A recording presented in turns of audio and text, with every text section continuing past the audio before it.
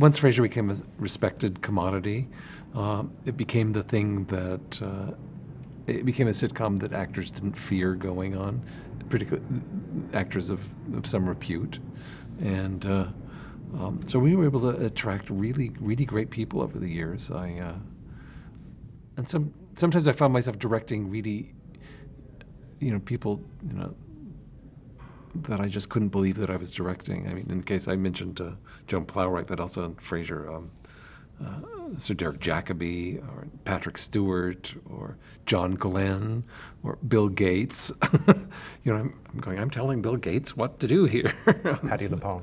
Patti LuPone. That was fun because Patty's an old friend of mine. I should say I knew her before she was a Vita, and it was fun having her on the show. And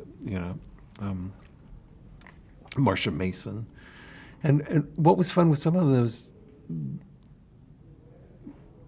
we had the luxury with Frasier, like I said, not only in the scenes being longer, but you felt like with these characters, they didn't have to be just one shots. If you thought that there was something else that might go on and the actors were available, they go, sure, I'll come and do an arc of 5 or 6 episodes, and you could really just sort of explore things. And then when they ran their course, you let them run their course and you move off. And there's so many times in sitcoms when you go, oh, that character's working great, let's make them a regular. And so you make them a regular, and then 3 episodes later you go, well, I think that's as far as we could go with that. Now what do we do? And so it was nice to get in the position where actors know that they could sort of come in and do something. And in the case of Laura Linney, come in and do, maybe she did 4 total or something like that. But then you go, I got to direct Laura Linney, and she was great, and how interesting, and Robbie Coltrane. It's like, who would have thought my path would have crossed with him? It was fun. One of the great running gags about Frasier was the guest voices on the phone-in. Mm-hmm. How did that idea come together? That was actually my idea, and I totally copped to that. It was an afterthought. Basically, what we were going to do was just we hired actors for the pilot to do the 2 call-in voices during the filming of the pilot, and somewhere in the process, I thought, those could be anybody. I wonder if we should make them. See if we can just get celebrities to do them, just as anything else that would help us with the promotion and the publicity of the thing, and just make it a little bit different.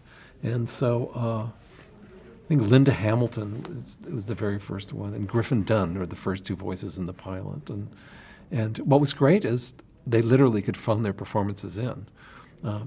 Maggie Randall, the line producer, would arrange for whoever we wanted to do it, and she'd send the script out, and then she'd call them up on the phone and basically patch it into the recording device, and they would record the material. It took 5 minutes, and you'd go, thank you very much, and then we just got a little bit of press off of it, and it was sort of fun. And then it was fun for us too, because after a while we realized we didn't have to limit it to actors. So it's like I'm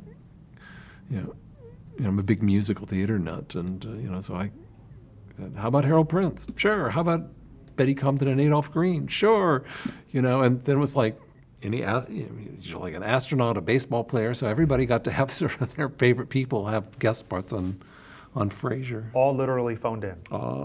I think a couple of them who maybe lived in the area stopped by a sound studio, but mostly it was just done over the telephone. And the audience on show night would hear the guest voice. Yeah.